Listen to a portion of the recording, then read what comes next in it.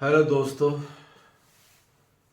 इस जमाने में जब सारी चीजें नए अन्वेषणों रिसर्च के साथ जुड़ी हुई है, हम बार बार डिजिटलाइजेशन की जो बात कर रहे हैं,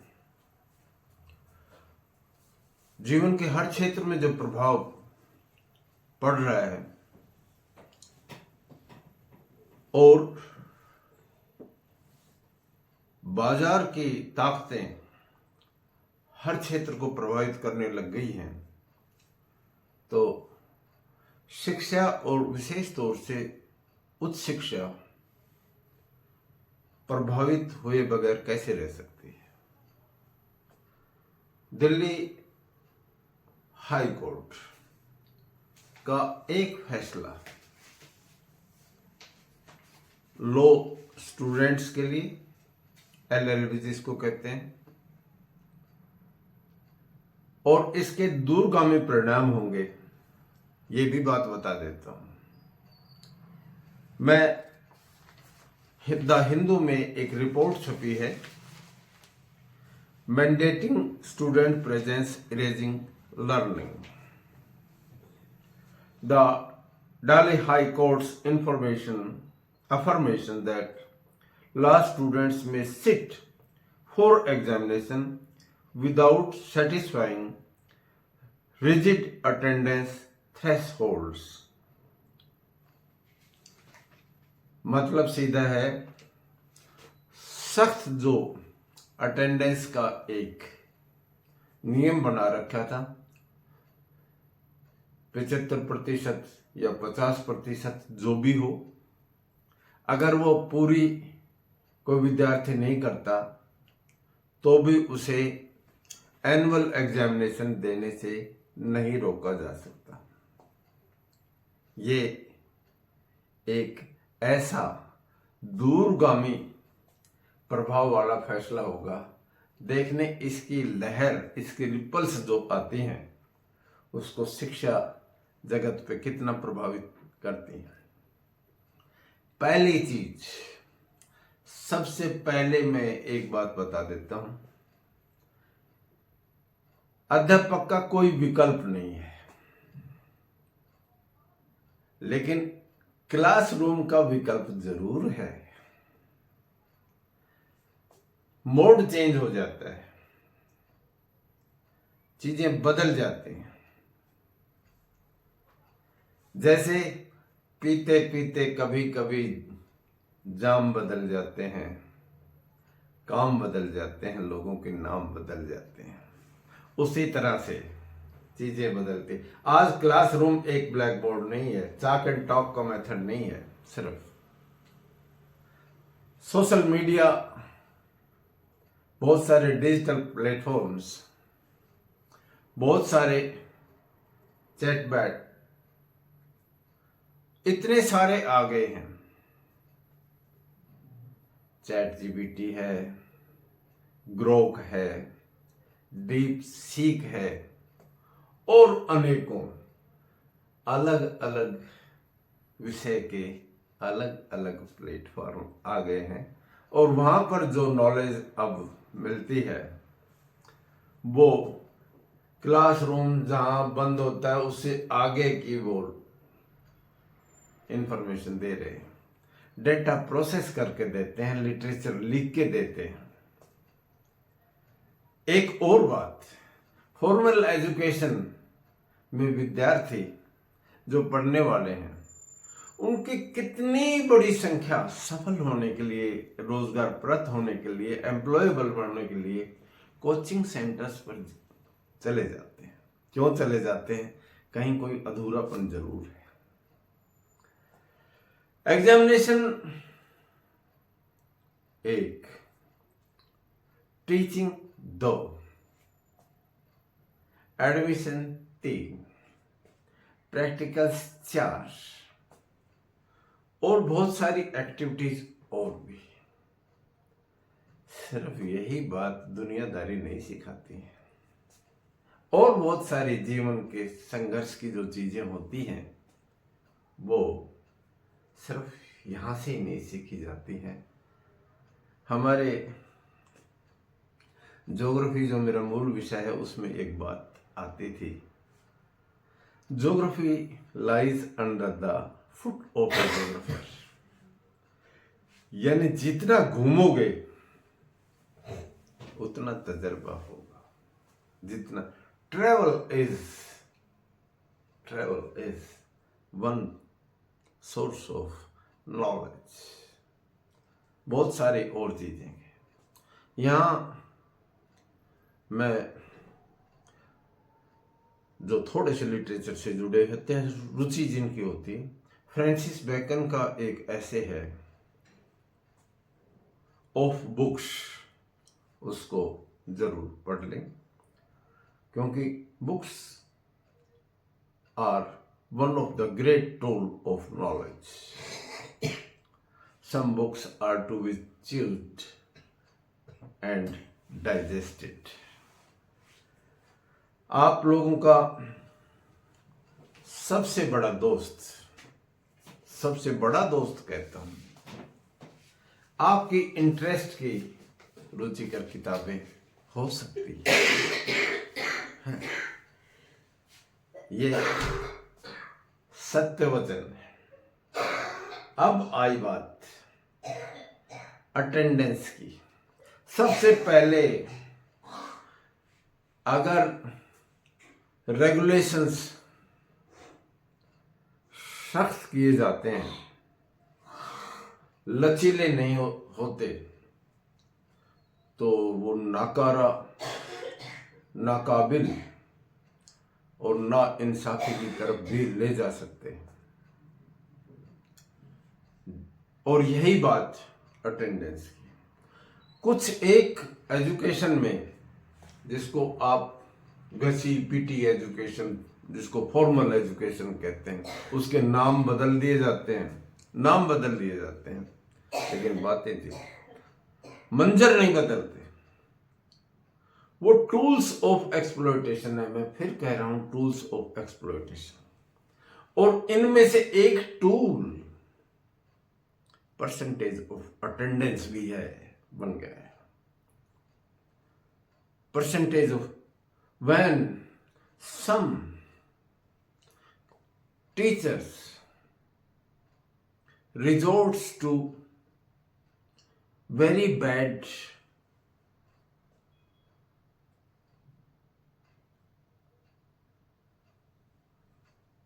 habits, very bad intentions, they may exploit their own students through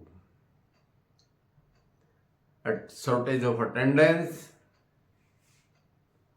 practicals, examination, and above all internal assessment। बहुत सारे ऐसे मैनेजमेंट, प्रबंध, प्रशासक, अध्यापक और ऑफिस में काम करने वाले लोग कई विद्यार्थियों को अटेंडेंस के नाम पर, प्रैक्टिकल के नंबरों के नाम पर, ट्यूशन घर पर नहीं करने के नाम पर,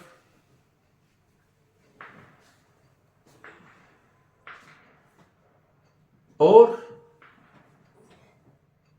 दूसरी चीजों दूसरे लाभ लेने के लिए, ग्रीड्स जिनको कहते हैं, बच्चों को शोषित भी कर सकते हैं, करते रहे हैं। फिर मैं नाम बता देता हूं, ट्यूशन करने वाले विद्यार्थी और नहीं ट्यूशन करने वाले विद्यार्थी, उनमें प्रैक्टिकल्स के मार्क्स में असर पड़ सकता है, ये देखा गया है। और ये भी बात छोड़िए आप लोग, पैटर्नेज एक शब्द है, पैटर्नेज, ये जो बंटवारे की चीजें चली होती है ना, आप समझ गए हो किस तरह के लोग अब यूनिवर्सिटियों में वाइस चांसलर, रजिस्ट्रार और फैकल्टीज में लग रहे हैं। किस तरह के लोग, किस तरह की रिसर्च आ रही है। आप अगर पीएचडी के थीसिस का अच्छी तरह से एनालाइज कर लें और उसको पायरेसी पे रख दें, कट कॉपी पेस्ट वाला कोई ऐसा मैप बना के उस पर डाल दें, तो मुझे विश्वास है 50 से 60% तो ऐसी चीजें होंगी कि हमारे ये रिसर्च स्कॉलर्स हैं ना, इन्होंने जेल जाने की काम कर रखे। और बहुत सारे तो ऐसे लोग हैं जो 30, 35, 40, 45, 50 हजार में पीएचडी की थीसिस लिखते हैं। प्राइवेट यूनिवर्सिटी में ये गोरख धंधा चलता जा रहा है और उसी के आधार पर यूनिवर्सिटी में नौकरियां भी ले ली जाती हैं, हड़प भी, प्रमोशन भी ले जाते हैं। और इस तरह के लोग जो कानून को तोड़ते हैं, जो पैसे कमा के देते हैं, वो ज्यादा अधिक लोकप्रिय, पॉपुलर नहीं बोलूंगा, पॉपुलर भी होते हैं। जब पतन होता है तो एक जगह नहीं होता, हर जगह होता है। जब आग लगती है तो एक कमरे में नहीं लगती, वो सभी को लपेट लेती है। इसी तरह से गिरावट जब हो गई है, मूल्यों में गिरावट हो गई, तो शिक्षा को बचाया नहीं जा सकता। और ये एक बड़ा कारण है कि पतन का सिलसिला बहुत आगे बढ़ गया है। पतन का सिलसिला बहुत बड़ा है। कुछ लोग ऐसे जिनमें डिग्निटी, नॉलेज के प्रति एक प्रेम, एक परिश्रम के प्रति आस्था मौजूद है, लेकिन बहुत बड़ी संख्या में गिरावट हो गई है। हाँ, बची है बहुत थोड़े लोगों में थोड़ी बहुत गैरत बची है, बचा ली है। कुछ लोगों ने कुछ भी होकर भी थोड़ी गैरत बचा ली है। ये पतन का, ये गिरावट का, ये डाउनफॉल का सिलसिला कुछ और चलना चाहिए। ये पतन का सिलसिला कुछ और चलना चाहिए। बची है अभी भी गैरत कुछ लोगों। दो तरह के एजुकेशनल इंस्टीट्यूशन ने, एक आम पब्लिक जो सरकार के पैसे से फंडेड है, लगभग 100% सब्सिडी का, जिसको कहते हैं, जिनको government schools, government colleges, government universities कहते हैं। एक प्राइवेट, निजी, थोड़ा सा स्मार्टली बोलना पड़ेगा, निजी, प्राइवेट। एक तरफ जो सरकारी है उसमें अगर देखा जाए तो आलस्य व्याप्त है। चले जाओ किसी भी प्रैक्टिकल के लैब, फिजिक्स में, केमिस्ट्री में, बायोटेक्नोलॉजी में, कहीं पर भी बस सारे दिन खाते ही चले जाते हैं। और कुछ लोग तो ऐसे हैं, दस्तक करके सरक लेते हैं। पता नहीं वो प्रॉपर्टी डीलिंग का काम करते हैं या किसी और चीज की दलाली करते रहते हैं, टिकते ही नहीं। और दूसरी तरफ मोटी फीस देने वाले, खींचने वाले प्राइवेट। एक तरफ आलस्य है तो मुकाबला है, दूसरी तरफ शोषण का, लेजीनेस और एक्सप्लॉयटेशन में बड़ा मुकाबला है, बड़ा तगड़ा मुकाबला है, जहां निजी संस्थाएं मोटा पैसा लेकर, मोटी फीस लेकर कम से कम तनख्वाह पर काम करते हैं। ये है क्रोनी कैपिटलिज्म का मॉडल। और वो सब कोर्सेज को किस तरह से ले आते हैं, खींच लाते हैं, जैसे दहेज देकर ली जाती हैं चीजें। चाहे कोई भी कोर्स हो, अगर वो थोड़ा सा काम का रोजगार परक है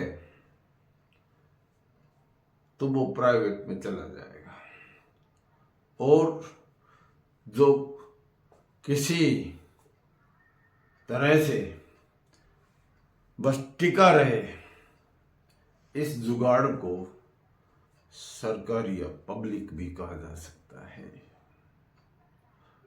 दोनों जगह।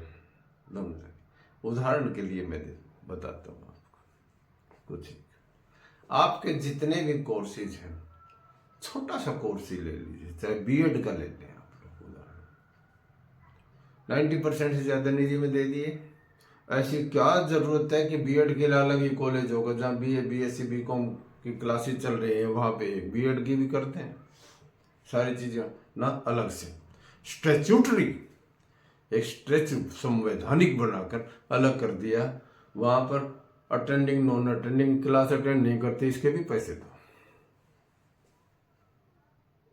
यूं ही एक और उदाहरण देता हूं मैं आपको। Chartered accountant, CA chartered account, 100% लगभग प्लेसमेंट है। इसको बीए, बीएससी, बीकॉम जैसे कोर्सेज हैं, उनके साथ क्यों नहीं खोल दिया जाता? बैचलर इन चार्टर्ड अकाउंट्स कर दे, मास्टर इन चार्टर्ड अकाउंट्स कर दे, इसको फॉर्मल एजुकेशन के साथ नहीं कर दे। लेकिन कहीं ना कहीं क्रोनी कैपिटलिज्म के साथ जुड़ा होगा। क्रोनी कैपिटलिज्म, आवारा पूंजी के साथ जुड़ी हुई चीजें हैं। वो उसी तरह से हैं जैसे माफिया माइनिंग करता है, इसी तरह एजुकेशन में भी एजुकेशन माफिया पैदा हो गए। आगे चलते हैं, और बहुत सारी चीजें हैं। एक नई चीज आई है, नाम बदलने में बड़े दिमाग लगाते, न्यू एजुकेशन पॉलिसी। न्यू लगाने से चमक बदल जाती है, ग्लिटर करने लग जाती है। But all that glitters is not gold. आप काम का सिलेबस नहीं लगाते, फैकल्टी के रिक्रूटमेंट ठीक नहीं करते, अनाप शनाप चीजों पे लगे रहते हैं, अध्यापकों को कुत्ते गिनने की ड्यूटी पे लगाए रखते हैं, तो फिर चीजें कैसे सुधरेंगी? चीजें नहीं सुधरती है। क्या सीधा सीधा है। आप कोचिंग सेंटर्स पे जो ट्रेनिंग दे रहे हैं, किस तरह की एजुकेशन दे रहे हैं, अगर वो पर्सनैलिटी डेवलपमेंट के, मोटिवेशनल के वो लेक्चर दे रहे हैं, वहां से उठा लो चीजें। जो कोर्सेज जिनमें 100%, जैसे आपका ये देख लें, मेडिकल के सीटें नहीं बढ़ा के देंगे, मेडिकल कॉलेज नहीं बढ़ा खोल के दे। अरे ऐसा क्या है, बीएससी जिस बच्चे ने कर ली, उसको बीएससी 1 साल का कोर्स करके, बीएससी नर्सिंग करके उसको नौकरी मिल रही, रेडियोलॉजी साथ करके उसे रेडियोलॉजी हो सकता है। +2 लेवल के ऊपर जो साइंस के स्टूडेंट्स उनको ऐसी स्किल दिखाएं जो मार्केट के साथ जरूरत है। बात तो क्रियान्वयन की होती है, बात क्रियान्वयन, एग्जीक्यूशन इज वेरी इंपॉर्टेंट। अगर आगे गई स्कीम, उदाहरण के तौर पर मैं आपको बताता हूं, ज्योग्राफी के सारे हिंदुस्तान का सर्वे कर लें, और सर्वे तो आप, और बड़ी बात आ गई, सर्वे पे ही बता देते हैं। वो चेन एंड टेप और प्लेन टेबल और इस तरह की चीजों के साथ एक प्रिज्मेटिक कंपास से सर्वे से अभी भी लगे रहे। सर्वे अब ड्रोन से होती है, और हमारे पोस्ट ग्रेजुएट लेवल तक कितने बच्चे ऐसे हैं जो ड्रोन से सर्वे कर सकते हैं? 1% भी नहीं मिलेंगे। टीचर्स को ही नहीं आता। उनको प्रॉपर ट्रेनिंग दें और ग्लोबल एक्सपोजर दें।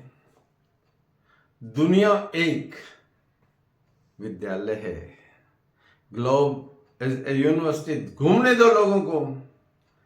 क्लासरूम टीचिंग में इस तरह से थाने की तरह से बना दिया कि आप अगर आओगे तो इम्तिहान में आ सकते। Classroom is not a police station जहां बच्चों को रोक सकते हैं। ये बातें बहुत जरूरी थी।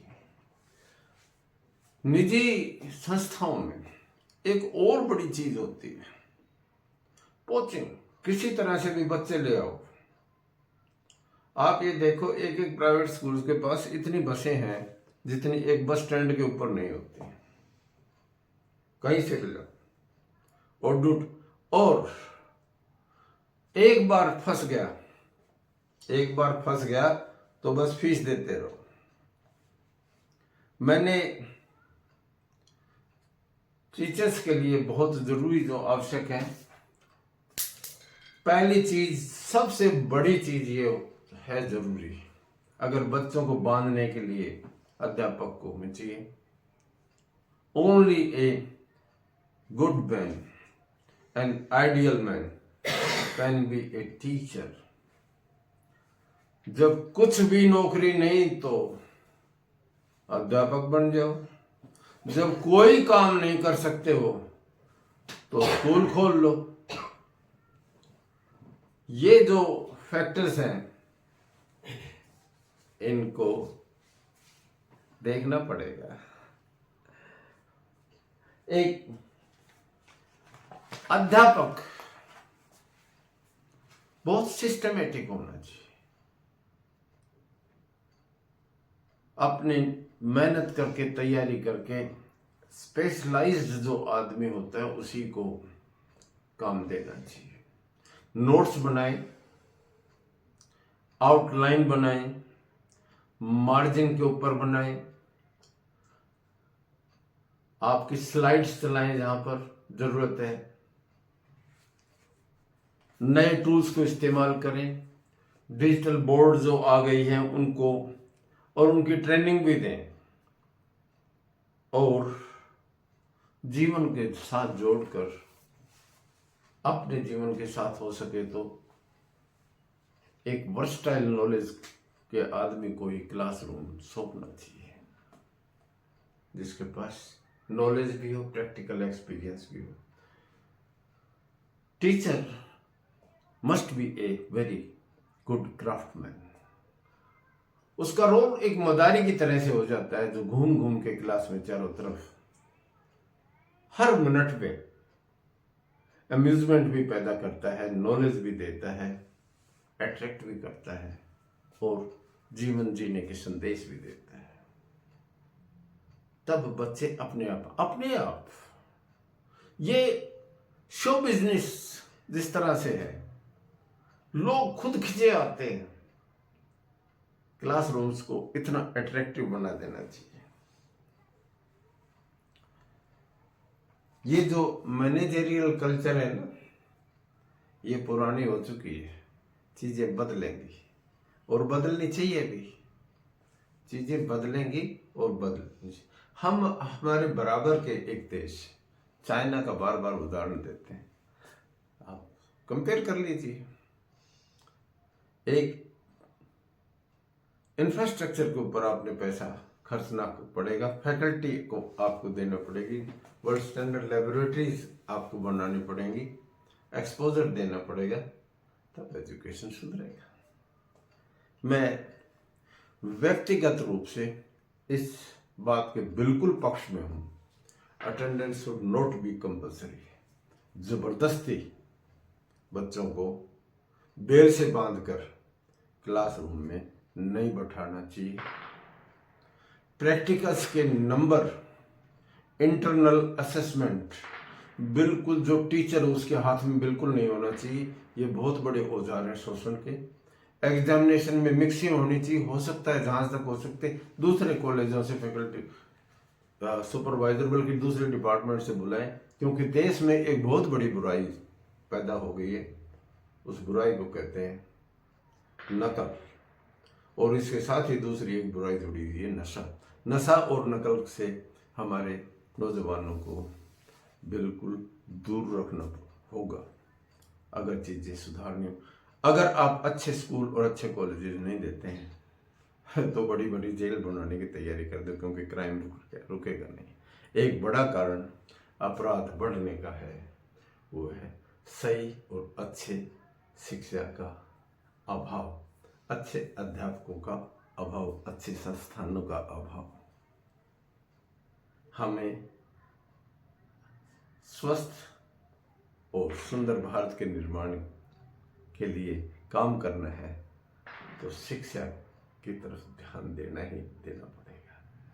धन्यवाद।